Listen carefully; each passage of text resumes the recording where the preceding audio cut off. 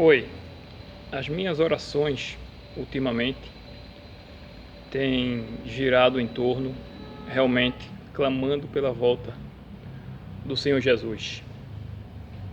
Algumas pessoas acham que não devemos orar pela volta de Jesus porque ainda faltam muitas pessoas a serem alcançadas, né? Estão orando aí para que essa pandemia passe, mas devemos confiar no poder da atuação do Espírito Santo na mente daquelas pessoas a quem nós estamos orando para se converterem, para se salvarem, e confiar na intercessão de Cristo.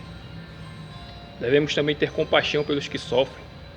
Uma pessoa, por exemplo, hoje que está cega por conta da diabetes, que vem sendo mutilada aos poucos por conta da diabetes e outras doenças, os cristãos que sofrem perseguição em outros países.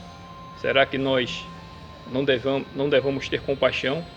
Será que isso não seria motivo suficiente para clamarmos pela volta do Senhor Jesus? Eu tenho verdadeiramente também meus planos, meus sonhos, meus projetos, mas nada se compara ao que Deus tem preparado para nós. E outro motivo forte para clamarmos pela volta de Cristo é que esse mundo não é o plano de Deus para nós. O plano de Deus é viver num mundo livre de fome, livre de morte, de dor, de sofrimento, um mundo livre da iniquidade, da devassidão e da corrupção que vem assolando o planeta. O plano de Deus para nós é a eternidade livre do pecado e com nosso Senhor Jesus. No livro de Atos, no capítulo 1, temos uma semelhança da ordem de Cristo para nós hoje.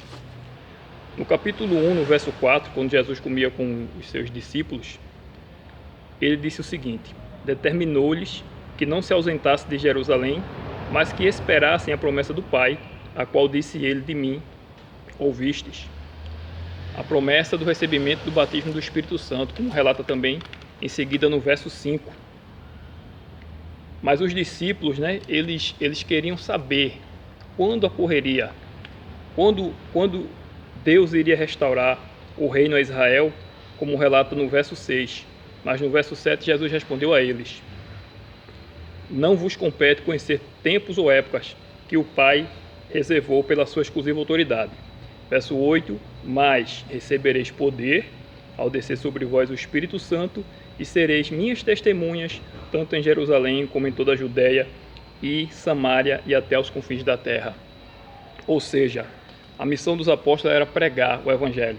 Primeiramente, buscar o poder do Espírito Santo para cumprir a missão que lhes foi designada. Agora, embora aos discípulos não cabiam saber os tempos, a nós sim cabe. Ninguém sabe o dia nem a hora, mas a época que estamos vivendo, ou a época que Cristo virá, isso nos é exigido. As profecias bíblicas apontam. A profecia das 2.300 tardes e manhãs, por exemplo, já se cumpriu.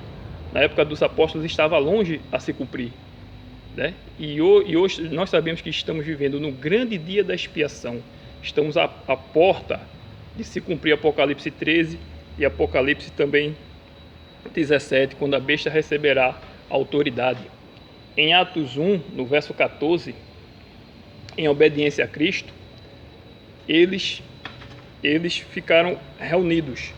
Diz aqui no verso 14: todos estes perseveravam unânimes em oração com as mulheres, com Maria, mãe de Jesus, e com os irmãos dele. Ou seja, em resposta à ordem de Cristo, os apóstolos ficaram unânimes.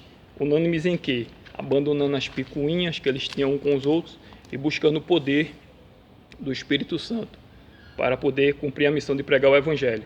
Assim devemos hoje buscarmos o reino de Deus, pregar Apocalipse 14. Devemos passar por uma reforma de saúde que vai além do que beber e comer, mas a saúde também mental. O que estamos colocando diante de nossos olhos? Qual o nosso entretenimento? O que é que vem permeando a nossa mente? Será a ideologia dos entretenimentos do mundo, como filmes, novelas, programas de TV que nada tem a ver com a nossa salvação? Quando o povo de Deus passar a clamar genuinamente pela volta de Jesus, sendo sensíveis aos sofrimentos humanos e de outros cristãos que passam dificuldades na igreja ou em outros países, quando o povo de Deus buscar se abster das coisas do mundo, buscar santidade, buscar pregar a mensagem de Apocalipse 14, largar as picuinhas, né? Então Deus vai abrir portas aonde o evangelho ainda não é pregado, como já vem abrindo, e vai abrir ou abrandar muitos corações para se converter ao Senhor. Portanto, devemos buscar nos preparar, como fizeram os apóstolos, para vivermos eternamente com Cristo no mundo onde não haverá mais morte, nem pranto, nem dor. Que a nossa oração seja em torno de Apocalipse 22, no verso 17. Jesus disse: o Espírito e a noiva dizem: vem.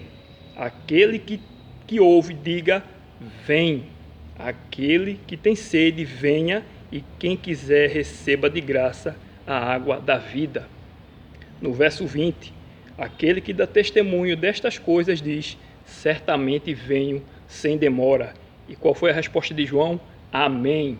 Vem, Senhor Jesus. Então que essa seja a nossa oração, que esse seja o nosso foco, o nosso anseio, ver Jesus voltando nas nuvens do céu e fazendo justiça ao seu povo. Verso 21, para encerrar, Apocalipse 22, verso 21, a graça do Senhor Jesus seja com todos. Amém.